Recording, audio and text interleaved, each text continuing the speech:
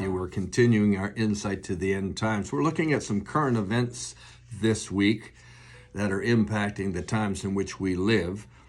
We looked at a couple of verses yesterday that talked in terms of in the last days, perilous times will come. And know this, in the latter times, that many people are going to depart from the faith. They will give heed to deceiving spirits and doctrines of demons. The King James says seducing spirits and doctrines of devils. So we're in a day when we're seeing a lot of deception, a lot of demonic type doctrines that are not godly, that are not Bible-based or academically supported over the years through research and so on. Today I want to share another one of these social intrusions that has hit our society, and this is in the realm of scientific research, if you can believe that. We already have studied in one of the previous sessions that this term wokeism is a new term. It seems to refer to all kinds of things like political correctness and diversity, equality, tolerance, and so on.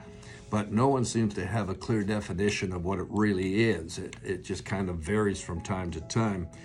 I'm referring to an article that appeared in our National Post national newspaper on Friday, September the 16th. It had to do with scientific research, and it was indicating that this concept of political correctness and progressive views has now invaded scientific research areas. I'm going to read some comments to you from my notes on this to get it correct. But there's increasing pressure, according to the paper article, to infuse progressive politics into scientific research by altering the research funding policies to favor progressive views.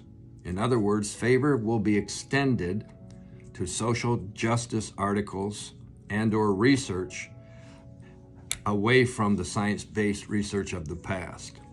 This has the tendency, or has the potential, to threaten academic integrity and academic freedom, as well as being fundamentally unscientific. Now, why is science or scientific research so important? It's the research that supports our medical society, our medical therapies, drugs, and so on and so forth. We've just gone through the pandemic, and the scientific research is a type of information we rely on for vaccines, et cetera, et cetera. And I won't go into that, but I really do question whether there was proper scientific research that supported that. Let me share some more thoughts from this article. It's pretty amazing. There's a research publisher, well-known, very highly respected, and they're changing their ethics guidelines to allow them to censor scientific research that they deem to be politically incorrect. In a nutshell, they're suggesting that scientific research should not only be informed by the actual research and evidence that they discover, but it also must comply with social movements and cultural history. Give me a break. This threatens the integrity of the research because these new demands hinder the legitimacy of the research and the conclusions that follow therefrom.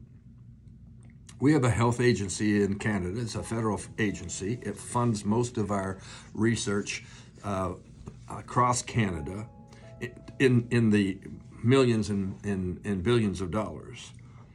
And they are proposing a redefinition of research excellence.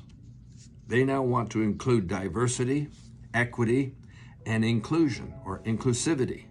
It's called DEI. And that's the phrase that's used most often to advance critical race theory into practice. They're going to use this DEI to determine who they fund and what they fund. So this is dangerous, extremely dangerous to the integrity of scientific research. That scientific research tells us whether or not a vaccine is legitimate, whether a drug's legitimate, whether a process is legitimate. It's extremely important because it supports all the stuff that's created for us. We're seeing tremendous deception. We're seeing confusion. We're seeing every kind of evil work, as James chapter 3 refers to. Where there's envy and strife, there's confusion and every evil work. We're seeing all these things. Why? We're in the last days.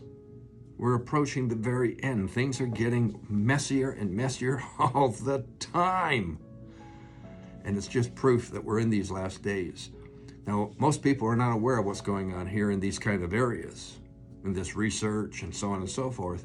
So I've hoped the last couple of sessions have helped you get a wider grasp of what's going on around us and the fact that we are indeed in the last days. I will see you tomorrow with another great session. Thanks for joining us today. Bye.